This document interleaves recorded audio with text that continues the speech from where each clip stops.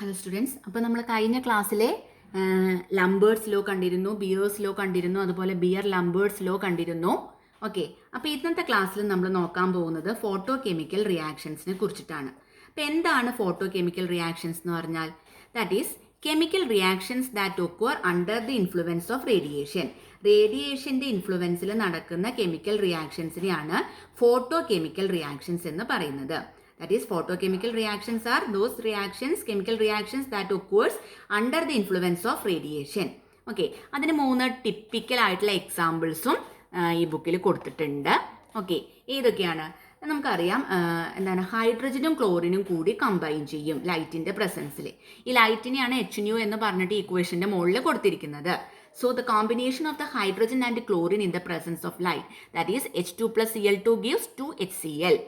Okay, in the presence of light. ആ combination എന്ന് പറയുന്നത് it is an example for a photochemical reaction.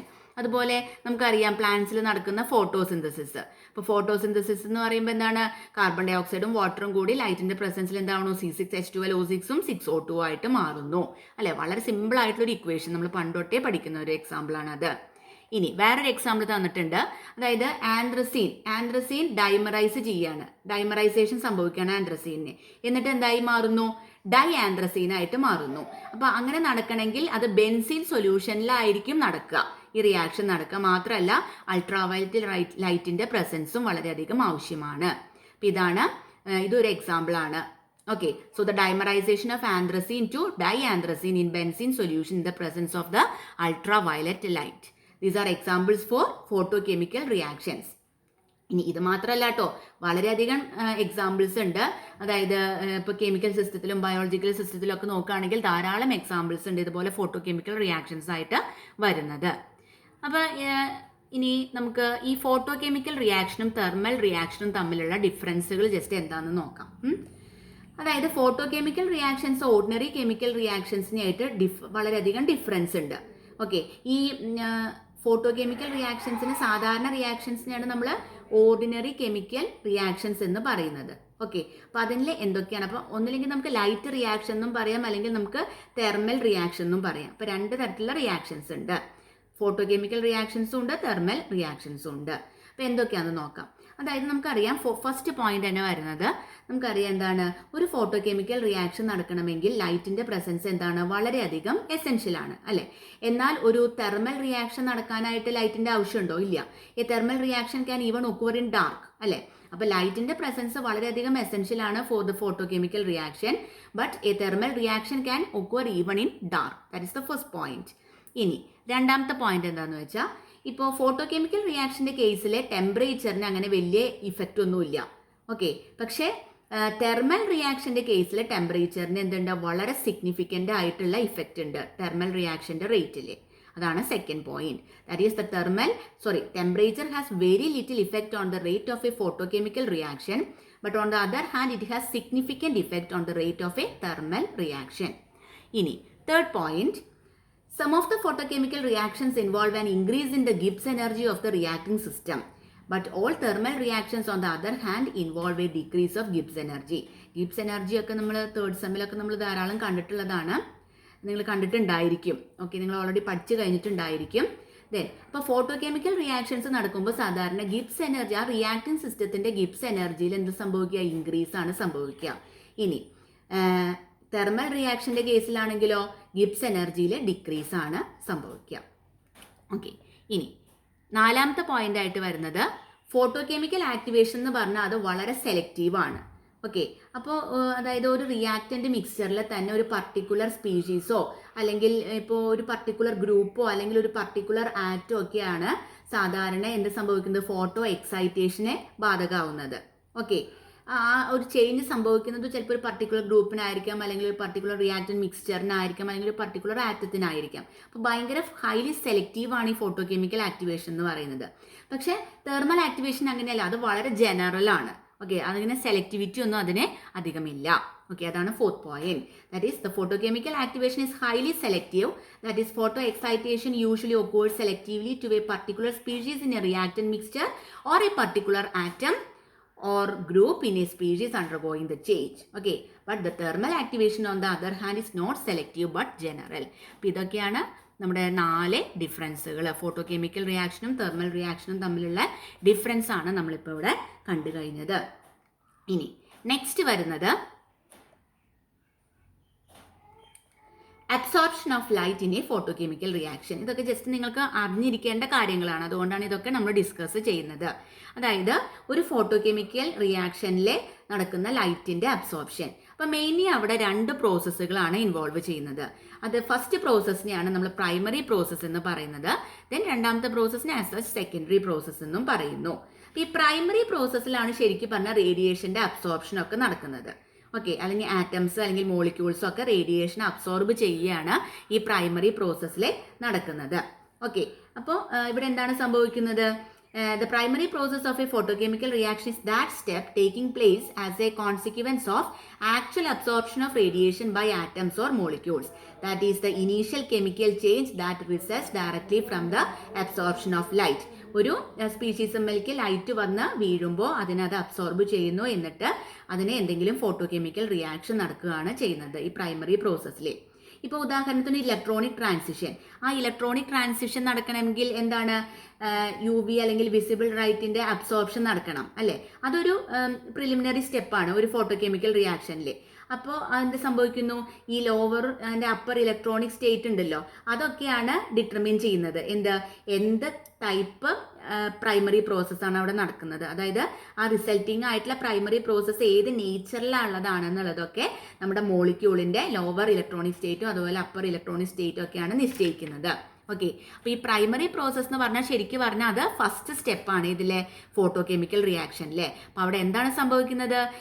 Atoms അല്ലെങ്കിൽ molecules അല്ലെങ്കിൽ ions അല്ലെങ്കിൽ free radicals ഒക്കെ അത് ലൈറ്റ് വന്ന് പതിക്കുമ്പോൾ അതിനെ അബ്സോർബ് ചെയ്തിട്ട് അത് എക്സൈറ്റഡ് സ്റ്റേറ്റിലേക്ക് മാറുകയാണ്. അതായത് എക്സൈറ്റഡ് ആറ്റംസോ എക്സൈറ്റഡ് മോളിക്യൂൾസോ എക്സൈറ്റഡ് അയോൺസോ അല്ലെങ്കിൽ എക്സൈറ്റഡ് ഫ്രീ റാഡിക്കൽസോ ഒക്കെ ആയിട്ട് മാറുകയാണ് ഇവിടെ ചെയ്യുന്നത് due to the absorption of light. Okay, അപ്പോൾ അതിനൊരു എക്സാമ്പിൾ ഇതാ ഇവിടെ തന്നിട്ടുണ്ട്. അതായത് ഹൈഡ്രജനും ക്ലോറിനും, അല്ലേ? ഫോട്ടോ കെമിക്കൽ കോമ്പിനേഷനാണ് H2 and Cl2 yielding HCl അവിടെ ഉണ്ടാവുന്നു. അപ്പോൾ ഇത് ഒരു പ്രൈമറി പ്രോസസ്സാണ്. അപ്പോൾ ഇവിടെ ആദ്യത്തെ സ്റ്റെപ്പ് എന്ന് പറയുന്നത് എന്തായിരിക്കും? ഈ ക്ലോറൈഡ് Cl2 മോളിക്യൂള് ഡിസോസിയേറ്റ് ചെയ്യാണ്, എന്നിട്ട് അവിടുന്ന് 2 ക്ലോറിൻ റാഡിക്കൽസ് ഉണ്ടാവുകയാണ് to absorption of a quantum of light. Okay, അപ്പോൾ ഈ Cl2 ഫസ്റ്റ് സ്റ്റെപ്പ് എന്താണ്? Cl2 എന്നുള്ളത് അബ്സോർപ്ഷൻ ഓഫ് ലൈറ്റ് സംഭവിക്കുമ്പോൾ എന്താണ്? 2Cl എന്നുള്ളത് പ്രോസസ്സായിട്ട് മാറുകയാണ് ഇവിടെ ചെയ്യുന്നത്. ഓക്കെ, അപ്പോൾ ഇനി ഇതിൽ പണ്ട് നിങ്ങൾ പഠിച്ച കുറച്ച് കാര്യങ്ങളൊക്കെ ഇതാ ബോക്സിലിട്ട് പറഞ്ഞിട്ടുണ്ട്. അത് ഇനി ചിലപ്പോൾ നമ്മൾ വേറെ സ്പെക്ട്രോസ്കോപ്പിയിലൊക്കെ നിങ്ങൾ തന്നെ ഞാനോ അല്ലെങ്കിൽ വേറെ ടീച്ചേഴ്സാണ് അതിന് പകുതി ഹാൻഡിൽ ചെയ്യുന്നത്. അപ്പോൾ അവരൊക്കെ എടുക്കുമ്പോൾ നിങ്ങൾക്ക് ഇതിനെക്കുറിച്ചിട്ട് കുറച്ചും കൂടി ഫ്രാങ്ക് കോഡൺ പ്രിൻസിപ്പിളൊക്കെ അവിടെ ഡിസ്കസ് ചെയ്യും. ഓക്കെ, അപ്പോൾ നിങ്ങൾക്ക് ആ കാര്യങ്ങളൊക്കെ കുറച്ചും കൂടി മനസ്സിലാവും. അപ്പോൾ എക്സ്ട്രാ റീഡിങ്ങിന് വേണ്ടിയിട്ട് ഇവിടെ കുറച്ച് കാര്യങ്ങൾ ബോക്സിലിട്ട് തന്നിട്ടുണ്ട്. അപ്പോൾ അതൊക്കെ നിങ്ങൾ പണ്ട് പഠിച്ചുള്ള കാര്യങ്ങളൊക്കെ ആയിരിക്കും അതിൽ പലതും. അപ്പോൾ ജസ്റ്റ് അതൊക്കെ ഒന്ന് വായിച്ച് ജസ്റ്റ് ഒന്ന് മനസ്സിലാക്കുക, ജസ്റ്റ് ഒന്ന് അറിഞ്ഞിരിക്കാൻ വേണ്ടിയിട്ട്. അപ്പോൾ നിങ്ങൾക്ക് ഈ ഫോട്ടോ കെമിസ്ട്രിയിൽ കുറച്ചും കൂടി മനസ്സിലാക്കാൻ വേണ്ടിയിട്ടാണ് അങ്ങനത്തെ കാര്യങ്ങളൊക്കെ ഇവിടെ ബോക്സിലിട്ട് തന്നിരിക്കുന്നത്. ആസ് സച്ച് നമ്മൾ എന്താണ് ഒരു പ്രൈമറി പ്രോസസ്സ് എന്നാണ് നമ്മൾ പഠിച്ചത്. അത് എന്താണ്? അതായത് ആറ്റംസ് അല്ലെങ്കിൽ മോളിക്യൂൾസും ഒക്കെ റേഡിയേഷൻ അബ്സോർബ് ചെയ്യുകയാണ്, എന്നിട്ട് എക്സൈറ്റഡ് സ്റ്റേറ്റുള്ള ആറ്റംസും മോളിക്യൂൾസോ ഫ്രീ റാഡിക്കൽസോ ഒക്കെ ആയിട്ട് മാറുകയാണ് ചെയ്യുന്നത്. ഓക്കെ, ഇനി നെക്സ്റ്റ് പ്രോസസ്സ് എന്ന് പറഞ്ഞാൽ ഏതാണ്? സെക്കൻഡറി പ്രോസസ്സാണ്. അപ്പോൾ സെക്കൻഡറി പ്രോസസ്സ് എന്ന് പറഞ്ഞാൽ അവിടെ ലൈറ്റിൻ്റെ അബ്സോർപ്ഷൻ ഒന്നും നടക്കുന്നില്ല. ഓക്കെ, അപ്പോൾ ഇത്തരത്തിൽ പ്രൈമറി പ്രോസസ്സിൽ എന്തുണ്ടായിരുന്നു? ആക്ടിവേറ്റഡ് സ്പീഷീസ് ഉണ്ടാവുന്നുണ്ട്, അല്ലേ? അപ്പോൾ അങ്ങനെ പ്രൈമറി പ്രോസസ്സ് വഴി ഉണ്ടായ ആക്ടിവേറ്റഡ് സ്പീഷീസ് പിന്നീട് സബ്സിക്വൻ്റ് ആയിട്ടുള്ള പ്രോസസ്സുകളിൽ ഇൻവോൾവ് ചെയ്യുമ്പോഴാണ് സെക്കൻഡറി പ്രോസസ്സുകൾ ഉണ്ടാവുന്നത്. അപ്പോൾ ഈ സബ്സിക്വൻറ്റ് പ്രോസസ്സ് എന്ന് പറഞ്ഞാൽ ചിലപ്പോൾ തെർമൽ റിയാക്ഷൻ ആയിരിക്കാം, അവിടെയൊന്നും ലൈറ്റിൻ്റെ അബ്സോർപ്ഷൻ നടക്കുന്നില്ല, അല്ലേ? അപ്പം അത്തരത്തിലെ പ്രൈമറി പ്രോസസ്സിന് ശേഷം അത്തരത്തിലുള്ള ആക്ടിവേറ്റഡ് സ്പീഷീസ് നടത്തുന്ന വേറെ ഏത് സബ്സിക്വൻറ്റ് പ്രോസസ്സും നമുക്ക് സെക്കൻഡറി പ്രോസസ്സിൽ നമുക്ക് ഇൻക്ലൂഡ് ചെയ്യാവുന്നതാണ്. ഇപ്പോൾ ശരിക്കും പറഞ്ഞു കഴിഞ്ഞാൽ ഇപ്പോൾ പല ഫോട്ടോ കെമിക്കൽ റിയാക്ഷൻസ് എടുക്കുകയാണെങ്കിൽ പ്രൈമറി പ്രോസസ്സ് എന്ന് പറയുന്നത് സാധാരണ ഫോളോ ചെയ്തിട്ട് എന്തുണ്ടാവുന്നു? സെക്കൻഡറി പ്രോസസ്സ് ഉണ്ടാവുന്നു. അതായത് നോർമലായിട്ട് ഇൻട്രാക്ഷനാണ് റിയാക്റ്റൻസ് തമ്മിലോ അല്ലെങ്കിൽ പ്രോഡക്ട്സ് ആയിട്ട് വേറെ ഏതെങ്കിലും പ്രോഡക്ട്സ് ആയിട്ടോ ഒക്കെ. പക്ഷെ അവിടെ ഒന്നും എന്ത് വേണ്ട? അബ്സോർപ്ഷൻ ഓഫ് ലൈറ്റിൻ്റെ ആവശ്യമില്ല. അപ്പോൾ സെക്കൻഡറി പ്രോസസ്സിലെ ലൈറ്റിൻ്റെ അബ്സോർപ്ഷൻ്റെ ആവശ്യം വരുന്നില്ല. ഇനി കുറച്ച് സെക്കൻഡറി പ്രോസസ്സിനെ ഇവിടെ പറഞ്ഞിട്ടുണ്ട്. So the following examples illustrate how the secondary processes are different from the primary process. അതിനെക്കുറിച്ച് നിങ്ങൾക്ക് വളരെ ഒരു കൃത്യത കിട്ടാനായിട്ട് കുറച്ച് എക്സാമ്പിൾസ് ഇവിടെ പറഞ്ഞിട്ടുണ്ട്. അപ്പം നമുക്കറിയാം photo chemical combination of hydrogen and chlorine എന്നിട്ട് HCl ഉണ്ടാവണമെന്ന് നമ്മൾ പറഞ്ഞു അല്ലേ. അപ്പോൾ അതൊരു ചെയിൻ മെക്കാനിസം ആയിട്ടാണ് നടക്കുന്നത്. അപ്പോൾ അതിന് ഇനീഷ്യൽ സ്റ്റെപ്പ് നമ്മൾ ഓൾറെഡി നമ്മൾ പ്രൈമറി പ്രോസസ്സിൽ നമ്മൾ കണ്ടു. അവിടെ എന്താണ് Cl2 എന്ന് പറയുന്ന മോളിക്യൂൾ അബ്സോർബ് ചെയ്യാണ് എനർജി ഓഫ് HNO അല്ലേ. എന്നിട്ട് 2 ക്ലോറിൻ റാഡിക്കൽസ് ആയിട്ട് മാറുക, 2 ക്ലോറിൻ റാഡിക്കൽസ് ആയിട്ട് മാറുകയാണ് ചെയ്യുന്നത്. അതെന്താണ്, ഒരു പ്രൈമറി പ്രോസസ് ആണ്. So this first step that is A chain initiating step is an example for the primary process. ഇനി വരുന്ന ചെയിൻ പ്രൊപ്പഗേഷൻ സ്റ്റെപ്പും ചെയിൻ ടെർമിനേഷൻ സ്റ്റെപ്പൊക്കെയാണ്. അതൊക്കെ അബ്സോർപ്ഷൻ ഓഫ് ലൈറ്റിന്റെ ആവശ്യമില്ല. ഓക്കെ, അപ്പൊ അത്തരം പ്രോസസ്സുകളൊക്കെ ഏതായിരിക്കും, സെക്കൻഡറി പ്രോസസ്സിലെ ഇൻവോൾവ് ചെയ്യുന്നതായിരിക്കും. ഈ പ്രോസസ്സ് നമ്മുടെ primary process it involves the absorption of light, but these processes that is the chain propagation as well as the chain termination, these processes does not involve the absorption of light and hence they can be regarded as secondary processes. Okay, അതായത് chlorine radical ഹൈഡ്രജനായിട്ട് combine ചെയ്തിട്ട് HCl-ഉം hydrogen റാഡിക്കലും ഉണ്ടാവുന്നു. ആ hydrogen radical വീണ്ടും chlorine Cl2 ആയിട്ട് combine ചെയ്തിട്ട് HCl-ഉം chlorine റാഡിക്കലും ഉണ്ടാവുന്നു. 2 ക്ലോറിൻ റാഡിക്കൽസിനെ കമ്പൈൻ ചെയ്തിട്ട് Cl2 ഉണ്ടാവാം. അപ്പോൾ ഈ 2 സ്റ്റെപ്പുകൾ ചെയിൻ പ്രൊപ്പഗേഷൻ ആണ്. And this third step is the chain termination step, terminating step. And these examples and these 2 steps are examples for secondary process. This one is the example for primary process because there is HNO alle, but these processes are example for the secondary process. It does not involve the absorption of light. That is secondary process does not involve the absorption of light. ഇനി വേറൊരു example ഇവിടെ പറഞ്ഞിട്ടുണ്ട്. അതായത് ഒരു photo chemical dissociation നമുക്ക് നടക്കാന്ന് വിചാരിക്കുക, hydrogen അയഡൈഡിന്റെ കേസിലെ. അപ്പോൾ അവിടെയും ശരിക്കും പറഞ്ഞാൽ പ്രൈമറി പ്രോസസ് ആണ് നടക്കുന്നത്. അതായത് HI എന്ന് പറയുന്ന മോളിക്യൂൾ അത് ഫോട്ടോ ഡിസോസിയേഷൻ നടന്നിട്ട് ഹൈഡ്രജൻ റാഡിക്കലും അതുപോലെ അയഡിന്റെ റാഡിക്കലും ആയിട്ട് മാറുന്നു. Okay, HI plus HNO gives H radical plus I radical. അപ്പോൾ ഇവിടെ എന്താ അബ്സോർപ്ഷൻ ഓഫ് റേഡിയേഷൻ നടക്കുന്നുണ്ട്. So it will also be an example for primary process. അപ്പോൾ ആ സ്റ്റെപ്പിനെയാണ് ഇവിടെ ഡീറ്റെയിൽഡ് ആയിട്ട് പറഞ്ഞിട്ടുണ്ട്. ഹൈഡ്രജനും അയഡിൻ ആറ്റംസും പ്രൈമറി പ്രോസസ്സ് നടക്കുന്നത് ഇവിടെ പറഞ്ഞു അല്ലേ, നമ്മൾ ഓൾറെഡി കണ്ടു. ഇതൊരു പ്രൈമറി പ്രോസസ്സാണ്. ഇനി സെക്കൻഡറി പ്രോസസ്സ് ഇവിടെ നെക്സ്റ്റ് ഡിസ്കസ് ചെയ്യുന്നുണ്ട്. അതായത് ഇത്തരത്തിലുള്ള ഹൈഡ്രജനും അയഡിൻ ആറ്റംസും ഒക്കെ ഉണ്ടായില്ലോ, അത് പിന്നീട് എന്ത് സംഭവിക്കുന്നു, സെക്കൻഡറി പ്രോസസ്സ് നടക്കുകയാണ്. ഇപ്പോൾ നോക്കൂ, ഇപ്പോൾ ഇവിടെ ഹൈഡ്രജന്റെ റാഡിക്കലും അയഡിന്റെ റാഡിക്കലും ഒക്കെ ഉണ്ടായി, അത് പിന്നീട് എന്ത് സംഭവിക്കുകയാണ്, സെക്കൻഡറി പ്രോസസ്സ് നടക്കുകയാണ്. അപ്പോൾ ഹൈഡ്രജന്റെ റാഡിക്കൽ HI-നായിട്ട് കമ്പൈൻ ചെയ്തിട്ട് H2-ഉം അയഡിൻ റാഡിക്കലും ആയിട്ട് മാറുന്നു. 2 അയഡിൻ റാഡിക്കലുകൾ കമ്പൈൻ ചെയ്തിട്ട് I2 ഉണ്ടാവുന്നു. അപ്പോൾ ഇതിലൊന്നും എന്തില്ല, അബ്സോർപ്ഷൻ ഓഫ് ലൈറ്റ് ഇല്ല. അപ്പോൾ അതുകൊണ്ട് തന്നെ അതൊക്കെ സെക്കൻഡറി പ്രോസസ്സുകളാണെന്ന് നമുക്ക് പറയാനായിട്ട് സാധിക്കും. അപ്പോൾ നമുക്ക് ഓവറോൾ റിയാക്ഷനെ നമുക്ക് എഴുതാം എങ്ങനെ, A + B + C അല്ലേ. ഈ ഫസ്റ്റ് സ്റ്റെപ്പും അതുപോലെ സെക്കൻഡ് സ്റ്റെപ്പും തേർഡ് സ്റ്റെപ്പും കൂടി കൂട്ടിക്കഴിഞ്ഞാൽ നമുക്ക് ഓവറോൾ റിയാക്ഷൻ എഴുതാനായിട്ട് സാധിക്കും. അതിനെയാണ് കാണിച്ചിരിക്കുന്നത് 2HI gives H2 + I2. Okay, അപ്പോൾ അങ്ങനെ നമ്മൾ പ്രൈമറി പ്രോസസ്സ് എങ്ങനെയായിരിക്കും വരിക, സെക്കൻഡറി പ്രോസസ്സ് എങ്ങനെയായിരിക്കും വരിക എന്നൊക്കെ പറഞ്ഞു. പ്രൈമറി പ്രോസസ്സിലാണെങ്കിൽ അബ്സോർപ്ഷൻ ഓഫ് റേഡിയേഷൻ ഉണ്ടായിരിക്കും, അതായത് പ്ലസ് HNO എന്ന് പറയുന്ന ഒരു ഡെസിഗ്നേഷൻ അവിടെ ഉണ്ടായിരിക്കും. എന്നാൽ സെക്കൻഡറി പ്രോസസ്സിലാണെങ്കിൽ അബ്സോർപ്ഷൻ ഓഫ് റേഡിയേഷൻ ഉണ്ടായിരിക്കില്ല, അതായത് പ്ലസ് HNO എന്ന് പറയുന്നതൊന്നും അവിടെ ഉണ്ടായിരിക്കില്ല. അപ്പോൾ അതിനുള്ള എക്സാമ്പിൾസ് ആണ് നമ്മൾ കണ്ടത്. ഇനി ഇന്നത്തെ ക്ലാസ്സിൽ തന്നെ നമ്മൾ 2 ലോസും കൂടി ഉണ്ട്. അതിനാണ് mainly laws of photochemistry എന്ന് പറയുന്നത്. ഓക്കെ, അപ്പം മുൻപ് നമ്മൾ Lambert's law, Beer Lambert's law കണ്ടു. അതിനെ ഫോട്ടോ ഫിസിക്കൽ ലോസ് എന്നാണ് പറയുന്നത്, ഫോട്ടോ ഫിസിക്കൽ ലോസ്. ഇനി ലോസ് ഓഫ് ഫോട്ടോ കെമിസ്ട്രി എന്ന് പറഞ്ഞിട്ട് നിങ്ങൾക്ക് മെയിൻലി 2 എണ്ണമാണ് പഠിക്കാനുള്ളത്. അതായത് first law of photochemistry otherwise called as the Grotthuss Draper law and the second law of photochemistry otherwise called as the Stark Einstein law of photochemical equivalence or the principle of quantum activation. അപ്പോൾ ഈ 2 ലോകളുമാണ് നമ്മൾ photo കെമിസ്ട്രീനെ മെയിനായിട്ട് ഭരിക്കുന്നത്. അപ്പോൾ വളരെ simple ആയിട്ടുള്ള loss ആണ്, നമുക്ക് ഓരോന്നായിട്ട് കാണാം. First one, the Grotthuss-Draper law, that is the first law of photochemistry. ഇപ്പോൾ നമുക്കറിയാം ഏതൊരു കെമിക്കലിനും അതായത് any chemical effect of radiation in a system can be produced only by radiation that is absorbed by the system. സിസ്റ്റത്തിൽ എന്തെങ്കിലും റേഡിയേഷന് എന്തെങ്കിലും ഒരു വ്യത്യാസം സംഭവിക്കണമെങ്കിൽ, സിസ്റ്റത്തിലേക്ക് ഒരു റേഡിയേഷൻ വന്ന് പതിക്കുമ്പോൾ ആ സിസ്റ്റത്തിന് എന്തെങ്കിലും വ്യത്യാസം സംഭവിക്കണമെങ്കിൽ എന്ത് നടക്കണം, ആ സിസ്റ്റം ഈ റേഡിയേഷൻ അബ്സോർബ് ചെയ്യണം അല്ലേ. അത് വളരെയധികം ഇമ്പോർട്ടൻ്റ് ആണ്. അപ്പോൾ ഇത്തരത്തിലുള്ളൊരു കാര്യം ആദ്യമായിട്ട് റെക്കഗ്നൈസ് ചെയ്തത് ഗ്രോട്ടസ് ആൻഡ് ഡ്രാപ്പർ ആണ്. അത് 19th സെഞ്ച്വറിയുടെ ഫസ്റ്റ് ഹാഫിലാണ് അവരത് മനസ്സിലാക്കിയത്. അപ്പോൾ ഈ ജനറലൈസേഷനെയാണ് പിന്നീട് ഗ്രോട്ടസ് ഡ്രാപ്പർ ലോ അല്ലെങ്കിൽ first law of photochemistry എന്ന് പറഞ്ഞ് നമ്മൾ പറയുന്നത്, മനസ്സിലാക്കുന്നത്. അപ്പോൾ ഗ്രോട്ടസ് ഡ്രാപ്പർ ലോ എന്താണ് സ്റ്റേറ്റ് ചെയ്യുന്നത്? Only those radiations which are absorbed by the reacting system are effective in producing chemical change. അതായത് ഏതൊക്കെ റേഡിയേഷൻസ് ആണോ നമ്മുടെ റിയാക്ടിംഗ് സിസ്റ്റം അബ്സോർബ് ചെയ്യുന്നത്, ആ റേഡിയേഷൻസിന് മാത്രമാണ് സിസ്റ്റത്തിൽ എന്ത് ഉണ്ടാക്കാനായിട്ട് സാധിക്കുള്ളൂ? കെമിക്കൽ ചേഞ്ച് ഉണ്ടാക്കാനായിട്ട് സാധിക്കുള്ളൂ. അതായത് റേഡിയേഷൻസിനെ സിസ്റ്റം അബ്സോർബ് ചെയ്താൽ മാത്രമേ അവിടെ ഒരു കെമിക്കൽ ചേഞ്ച് ഉണ്ടാവുള്ളൂ എന്ന് അർത്ഥം. ഓക്കെ, അപ്പോൾ Grotthuss Draper law states that only radiations which are absorbed by the reacting system are effective in producing chemical change. Okay, അപ്പോൾ ഈ ലോ നിന്ന് നമുക്ക് മനസ്സിലാക്കാനായിട്ട് സാധിക്കും, ഒരു ഫോട്ടോ കെമിക്കൽ റിയാക്ഷൻ നടക്കില്ല അതായത് ലൈറ്റ് അബ്സോർബ് ചെയ്തില്ലെങ്കിൽ ഒരു ഫോട്ടോ കെമിക്കൽ റിയാക്ഷൻ നടക്കാനായിട്ട് എന്താണ്? ബുദ്ധിമുട്ടാണ്. അപ്പോൾ ഈ ലോ നമുക്ക് ഇങ്ങനെ പറയാൻ പറ്റില്ല, ഏതൊരു ലൈറ്റ് അബ്സോർബ് ചെയ്താലും അതൊക്കെ ഒരു കെമിക്കൽ റിയാക്ഷൻ ഉണ്ടാക്കുമെന്ന് നമുക്ക് 100% പറയാനായിട്ട് സാധിക്കില്ല, അല്ലെ? ഏത് ലൈറ്റ് അബ്സോർബ് ചെയ്താലും അതൊക്കെ കെമിക്കൽ റിയാക്ഷൻസ് ആവണമെന്നുണ്ടോ? ഇല്ല. അപ്പം നമുക്ക് പറയാനായിട്ട് സാധിക്കും, അതായത് ഈ ഗ്രോട്ടസ് ഡ്രാപ്പർ ലോയുടെ കോൺവേഴ്സ് നമുക്ക് 100% ട്രൂ ആണെന്ന് പറയാനായിട്ട് സാധിക്കില്ല. പക്ഷേ ഒരു കെമിക്കൽ ചേഞ്ച് ഉണ്ടാവണമെങ്കിൽ അവിടെ എന്ത് ഉണ്ടാവണം? ലൈറ്റിനെ അബ്സോർബ് ചെയ്യണം. എന്നാൽ എല്ലാ ലൈറ്റിനെ അബ്സോർബ് ചെയ്തതും കെമിക്കൽ റിയാക്ഷൻസ് ആവുമെന്ന് നമുക്ക് പറയാനായിട്ട് സാധിക്കില്ല. നമുക്ക് ഈ ലോനെ എങ്ങനെ പറയാം? കെമിക്കൽ ചേഞ്ച് നടക്കണമെങ്കിൽ അവിടെ റേഡിയേഷൻ എന്ത് ചെയ്യണം? സിസ്റ്റം അബ്സോർബ് ചെയ്യണം. ഓക്കെ, അപ്പോൾ ലൈറ്റിനെ ഇപ്പോൾ ഒരു സിസ്റ്റം അബ്സോർബ് ചെയ്തെങ്കിൽ ആ ലൈറ്റിനെ ചിലപ്പോൾ മൊത്തമായിട്ടോ അല്ലെങ്കിൽ ഭാഗികമായിട്ടോ എന്ത് സംഭവിക്കുന്നു? ഹീറ്റാക്കിയിട്ട് കൺവേർട്ട് ചെയ്യപ്പെടുന്നുണ്ട്.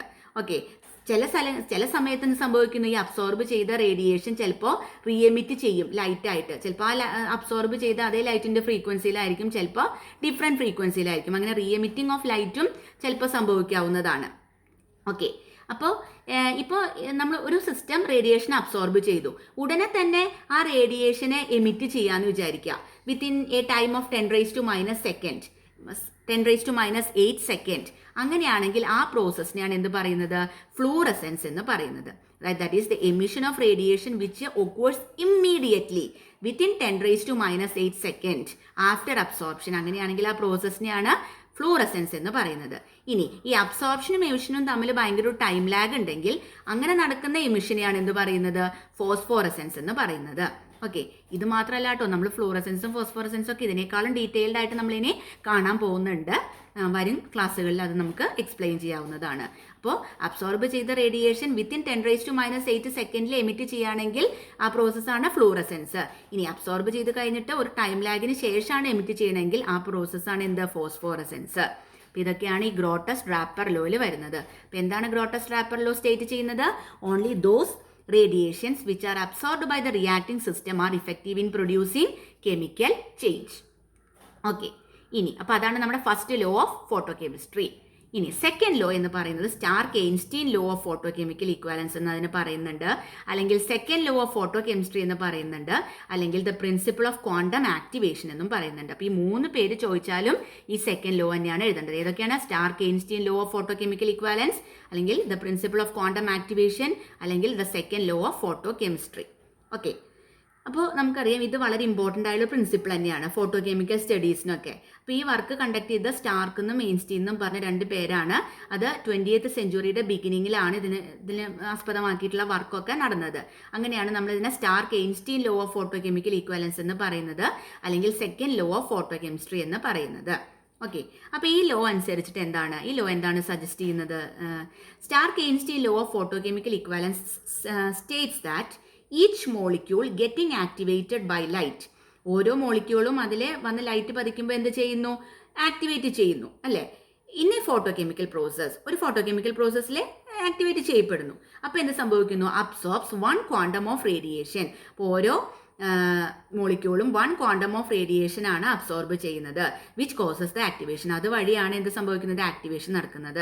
അപ്പോൾ മോളിക്യൂൾസിന്റെ മുകളിലേക്ക് ലൈറ്റ് വന്ന് പതിക്കുമ്പോൾ ആ ഓരോ മോളിക്യൂൾസും 1 ക്വാണ്ടം റേഡിയേഷൻ അബ്സോർബ് ചെയ്യുന്നു, അതുവഴി അതിന് ആക്ടിവേഷൻ സംഭവിക്കുന്നു in A photo chemical process. അതാണ് സ്റ്റാർക്ക് എയ്ൻസ്റ്റീൻ ലോ സജസ്റ്റ് ചെയ്യുന്നത്. അപ്പോൾ എന്താണ് സ്റ്റാർക്ക് എയ്ൻസ്റ്റീൻ ലോ എന്താണ് സജസ്റ്റ് ചെയ്യുന്നത്?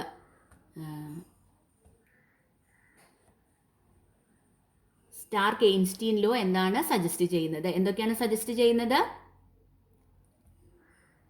Stark-Einstein law suggests that Stark-Einstein law of photochemical equivalence states that each molecule getting activated by light in a photochemical process absorbs one quantum of radiation.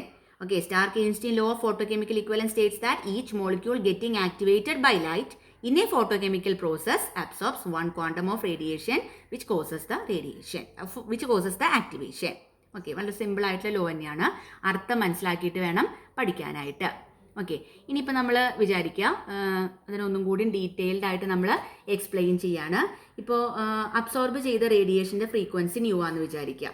Okay, ഇനി ഒരു activated molecule absorb ചെയ്ത energy H new ആണെന്ന് വിചാരിക്കുക. വന്ന് പതിക്കുന്ന റേഡിയേഷൻ്റെ frequency ന്യൂവും ഒരു molecule absorb ചെയ്തത് H ന്യൂവും. H നമ്മുടെ പ്ലാങ്ക്സ് കോൺസ്റ്റന്റ് ആണ്. അപ്പോൾ എനർജി അബ്സോർബ്ഡ് പെർ മോൾ എന്ന് പറയുന്നത് എന്തായിരിക്കും? N0 × എച്ച് ന്യൂ ആയിരിക്കും. ഈ N0 എന്ന് പറയുന്നത് ഒന്നുമില്ല, നമ്മുടെ അവഗാഡ്രോ നമ്പറാണ്. 6.023 × 10⁻23. ഓക്കെ, അപ്പോൾ is equal to H nu എന്നുള്ളത് നിങ്ങൾക്കറിയാലോ. ഇവിടെ എത്ര മോളിക്യൂൾസ് ഉണ്ട്? അവഗാഡ്രോ നമ്പർ ഓഫ് മോളിക്യൂൾസ് ആണെങ്കിൽ is equal to N0 H nu. പിന്നെ നമുക്കറിയാം ന്യൂ എന്ന് പറയുന്നത് എന്താണ്? C/λ ആണ്. അപ്പോൾ നമുക്ക് ഒന്നും കൂടി ഇക്വേഷൻ നമുക്ക് എങ്ങനെയായിട്ട് എഴുതാനായിട്ട് സാധിക്കും? Is equal to N0 is equal to N0 hc/λ എന്ന് എഴുതാനായിട്ട് സാധിക്കും. നമ്മുടെ ഇക്വേഷൻ എന്താണ്? Is equal to N0 × H nu. When u is equal to C/λ, we can write it as E is equal to N0 hc/λ. N എന്ന് പറയുന്നത് Avogadro number ആണ്. C എന്ന് പറയുന്നത് നമ്മുടെ ലൈറ്റിന്റെ സ്പീഡാണ്, അല്ലെ, 3 × 10⁻8 m/s. ലാംഡ എന്ന് പറയുന്നത് വേവ് ലെങ്ത് ആണ്. ഓക്കെ, അപ്പോൾ ഈ N0ന്റെ വാല്യൂം അതുപോലെ എച്ചിന്റെ വാല്യൂം സിയുടെ വാല്യൂ ഒക്കെ അതിൽ സബ്സ്റ്റിറ്റ്യൂട്ട് ചെയ്ത് കൊടുക്കാം, അല്ലെ. N0 എന്ന് പറയുന്നത് എന്താണ്? 6.023 × 10⁻23 ആണ്. എച്ച് എന്ന് പറയുന്നത് 6.626 × 10⁻34 ആണ്. സിയുടെ വാല്യൂ 3 × 10⁸8 m/s ആണ്. അപ്പോൾ അതൊക്കെ ഈ ഇക്വേഷനിൽ നമ്മൾ സബ്സ്റ്റിറ്റ്യൂട്ട് ചെയ്ത് കൊടുക്കുമ്പോൾ നമുക്ക് ഈ ലാംഡേനെ മാത്രം ഇവിടെ ഒരു ഡിജിറ്റുമായിട്ട് കിട്ടുന്നു. അതാണ് ഈസ് ഈക്വൽ ടു 0.1197/λ J/mol എന്നായിട്ട് നമുക്ക് കിട്ടുന്നു. ഓക്കെ, ഈ 3 ഇക്വേഷൻസും ഓർത്ത് വെക്കണം. Is equal to N0 H nu, is equal to N0 hc/λ, അതുപോലെ ഈസ് ഈക്വൽ ടു 0.1197/λ. അതിനെയാണ് ഒരു എയിൻസ്റ്റീൻ എന്ന് പറയുന്നത്. ഈ ഈനെയാണ് എന്ത് പറയുന്നത്? ഒരു എയിൻസ്റ്റീൻ എന്ന് നമ്മൾ പറയുന്നത്.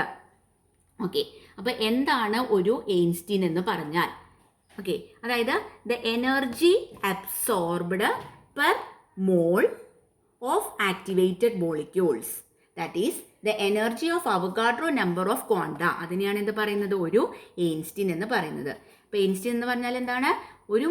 ഓരോ മോളും ആക്ടിവേറ്റഡ് മോളിക്യൂൾസ് അബ്സോർബ് ചെയ്യുന്ന എനർജി, അതിനെയാണ് എയിൻസ്റ്റീൻ എന്ന് പറയുന്നത്. അല്ലെങ്കിൽ അവഗാഡ്രോ നമ്പർ ഓഫ് ക്വാണ്ടയുടെ എനർജീനെയാണ് എന്ത് പറയുന്നത്? എയിൻസ്റ്റീൻ എന്ന് പറയുന്നത്. അപ്പോൾ ആ ഡെഫിനിഷനും പഠിക്കേണ്ടതാണ്. ദ എനർജി ഈ absorbed per mole of activated molecules, അല്ലെങ്കിൽ the energy of Avogadro number of quanta, അതിനെയാണ് എന്ത് പറയുന്നത്? എയിൻസ്റ്റീൻ എന്ന് പറയുന്നത്.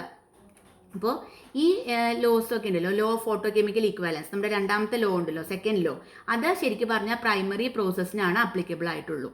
Okay, that is the step taking place as A consequence of absorption of light. Absorption of light main ആയിട്ട് വരുന്നത് നമ്മുടെ primary പ്രോസസ്സിൽ മാത്രമാണ്, അല്ലേ. അപ്പം അതുകൊണ്ട് ഈ പ്രിൻസിപ്പിൾ ഓഫ് ക്വാണ്ടം ആക്ടിവേഷൻ അല്ലെങ്കിൽ ലോ ഓഫ് ഫോട്ടോകെമിക്കൽ ഇക്വാലൻസ് അല്ലെങ്കിൽ Stark-Einstein law of photochemical equivalence എന്ന് പറയുന്നത് പ്രൈമറി പ്രോസസ്സിനാണ് അപ്ലൈ ചെയ്യാനായിട്ട് സാധിക്കുള്ളൂ. ഇപ്പോൾ സെക്കൻഡറി പ്രോസസ്സുകളൊക്കെ എന്താണ്? അതൊക്കെ ലൈറ്റ് അബ്സോർപ്ഷൻ ഇല്ലാത്തതാണ്, അല്ലേ. അതുകൊണ്ട് ആ പ്രോസസ്സ് അതൊന്നും ഡയറക്റ്റ് ആയിട്ട് ലൈറ്റ് അബ്സോർപ്ഷൻ നടക്കുന്നില്ല സെക്കൻഡറി പ്രോസസ്സിൽ. അപ്പോൾ അതുകൊണ്ട് അതൊക്കെ ഈ ലോയുടെ പരിധിക്കുള്ളിൽ വരുന്നതല്ല ഈ സെക്കൻഡറി പ്രോസസ്സുകൾ മെയിൻലി. അപ്പോൾ വേറൊരു തരത്തിൽ പറയുകയാണെങ്കിൽ ഈ law strictly valid only to reactions in which light absorbing molecule react or decompose immediately after light absorption without getting involve in secondary reactions. Secondary റിയാക്ഷൻസിൽ ഇൻവോൾവ് ചെയ്യാതെ ലൈറ്റ് അബ്സോർബ് ചെയ്തിട്ട് റിയാക്ട് ചെയ്യുന്നതോ അല്ലെങ്കിൽ ഡീകമ്പോസ് ചെയ്യുക ഇമ്മീഡിയറ്റ്ലി ആഫ്റ്റർ ലൈറ്റ് അബ്സോർപ്ഷൻ, അത്തരത്തിലുള്ള process മാത്രമേ ഈ law of photochemical ഇക്വാലൻസിന്റെ പരിധിയിൽ വരുന്നുള്ളൂ. ഓക്കെ, ഇനി സെക്കൻഡറി പ്രോസസ് ഒക്കെ നടക്കുകയാണെങ്കിൽ there will be deviations from the law when it is apply to the overall reaction. ഇപ്പോൾ ഒരു റിയാക്ഷനിൽ സെക്കൻഡറി പ്രോസസ്സും അതിന് കൂടെ നടക്കണമെന്നുണ്ടെങ്കിൽ ഈ ലോ നമ്മൾ പ്രൈമറി പ്രോസസ്സിന് അങ്ങനെ അപ്ലൈ ചെയ്യുമ്പോൾ അതൊരു ഡീവിയേഷൻസ് ഉണ്ടാവും ഈ ലോന്ന്. ഓവറോൾ റിയാക്ഷൻ്റെ കേസ് വരുമ്പോൾ ചില ഡീവിയേഷൻസ് ഉണ്ടാവാനുള്ള സാധ്യത ഉണ്ട്.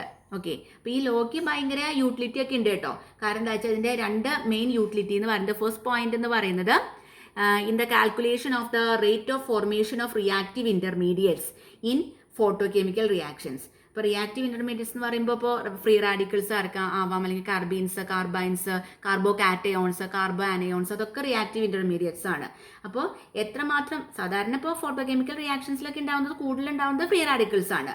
അപ്പോൾ എത്രമാത്രം റിയാക്റ്റീവ് ഇന്റർമീഡിയറ്റ്സ് ഫോം ചെയ്യുന്നു അതിൻ്റെ റേറ്റിനെ കാൽക്കുലേറ്റ് ചെയ്യാനൊക്കെ ഈ ലോ നമുക്ക് ഉപയോഗിക്കാനായിട്ട് സാധിക്കുന്നുണ്ട്.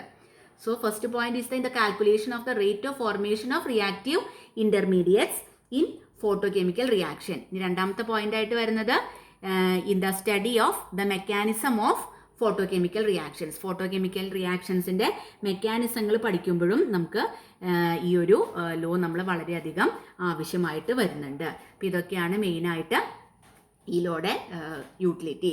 സോ ദ ഫസ്റ്റ് യൂട്ടിലിറ്റി എന്താണ്? It is used for the calculation of the rate of formation of the reactive intermediates in a photochemical reaction, and second is it is used for the studying the mechanism of photochemical reaction. Okay, അപ്പോൾ ഇതൊക്കെയാണ് നമ്മുടെ loss of photo chemistry. ഇതാണ് നമ്മുടെ second law. ഇപ്പോൾ നമ്മൾ പറഞ്ഞു, അതുപോലെ first ലോയിന് മുമ്പ് പറഞ്ഞു. അപ്പോൾ 2 ലോസും വളരെ ഇമ്പോർട്ടൻ്റ് ആണ്. ലോസ് ഓഫ് ഫോട്ടോ കെമിസ്ട്രി എന്ന് പറയുമ്പോൾ ഗ്രോട്ടസ് ഡ്രാപ്പർ ലോയും അതുപോലെ Stark Einstein law of photochemical ഇക്വലൻസും ആണ്. അപ്പോൾ അത് രണ്ടും നിങ്ങൾ നന്നായി പഠിക്കണം. പിന്നെ ഇപ്പോൾ ഇതോട്ട് നിങ്ങൾ ഫിസിക്കലിൽ വരുന്ന എല്ലാ ഇക്വേഷൻസും വളരെയധികം ഇമ്പോർട്ടൻ്റ് ആണ്. അപ്പോൾ മാക്സിമം അത് എഴുതി പഠിക്കണം. എഴുതി പഠിച്ച് നല്ല മനസ്സിൽ ഹൃദയസ്ഥമാക്കി വെക്കണം. ഓക്കെ, അപ്പോൾ ഇത് വായിക്കുക, പഠിക്കുക. എന്തെങ്കിലും ഡൗട്ട് ഉണ്ടെങ്കിൽ എന്നെ കോൺടാക്റ്റ് ചെയ്യുക, വിളിക്കുക. ഇനിയിപ്പോൾ ഞാൻ പഠിപ്പിക്കുന്ന രീതിയിൽ എന്തെങ്കിലും വ്യത്യാസം വരുത്തണമെങ്കിലും നിങ്ങൾക്കത് സജസ്റ്റ് ചെയ്യാവുന്നതാണ്. അപ്പോൾ അതനുസരിച്ച് നമുക്ക് എന്താ വെച്ചാൽ മോഡിഫിക്കേഷൻ നടത്താം. ഓക്കെ, അപ്പോൾ എല്ലാ ക്ലാസ്സുകളിലും അപ് ടു ഡേറ്റ് ആയിട്ട് നിങ്ങൾ പഠിച്ച് പോകണം. എന്ത് ഡൗട്ട് ഉണ്ടെങ്കിലും വിളിക്കുകയോ മെസ്സേജ് അയക്കുകയോ എങ്ങനെയാച്ചാൽ ചെയ്യാം. അപ്പോൾ ഇതാണ് ലോസ് ഓഫ് ഫോട്ടോ കെമിസ്ട്രി. 2 ലോസാണ്, വളരെയധികം ഇമ്പോർട്ടൻ്റ് ആണ്. ഓക്കെ.